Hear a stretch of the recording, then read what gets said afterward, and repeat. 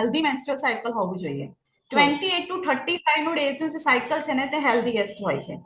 એનામાં થોડી તમને ચેન્જીસ લાગે કે ના મારું મેન્સ્ટ્રુઅલ સાયકલ ધીરે ધીરે ડિલે થવા માંડ્યું છે, ક્યાં તો અર્લી મેન્સ્ટ્રુએશન છે, ઘણાને 15 દિવસે મેન્સ્ટ્રુએશન આવવાનું સ્ટાર્ટ થઈ જાય, તો સમજી જવાનું કે બોડીમાં આપણે હોર્મોનલ ચેન્જીસ થયા છે અને આપણે થોડી કેર લેવાની જરૂર છે. ઓકે. પછી બીજું સિમ્ટમ એ દેખાય છે કે બોડી ધીરે ધીરે વધવા તો માંડે જ, પણ પર્ટિક્યુલર બેલી ફેટ, જે લોઅર બેલી ફેટ ઇન્ક્રીઝ થવા માંડે, બેલી ફેટની ચરબી જો તમને વધવા માંડે ને ત્યારે સમજવાનું કે આપણી બોડીમાં ઇન્સ્યુલિન રેઝિસ્ટન્સ એટલે કે થોડા ચેન્જીસ આવી રહ્યા છે, હોર્મોનલ ઇમ્બેલેન્સીસ રિલેટેડ, એટલે આપણે ડોક્ટર પાસે જવાની જરૂર છે, થોડા બ્લડ ટેસ્ટ કરાવવાની જરૂર છે. ઘણા પેશન્ટ્સમાં તમે એવું જોયું છે કે અપર બોડી અને લોઅર બોડી એકદમ બરાબર હોય છે, પણ બેલી ફેટ, હિપ ફેટ અને થાઈ ફેટ વધી જાય. એ પણ બીકોઝ ઓફ હોર્મોનલ ઇમ્બેલેન્સીસ ના લીધે જ છે. એટલે આવા કઈ ચેન્જીસ આવે તો તમે તરત જ તમારા ડોક્ટરની સલાહ લેવી જોઈએ. અને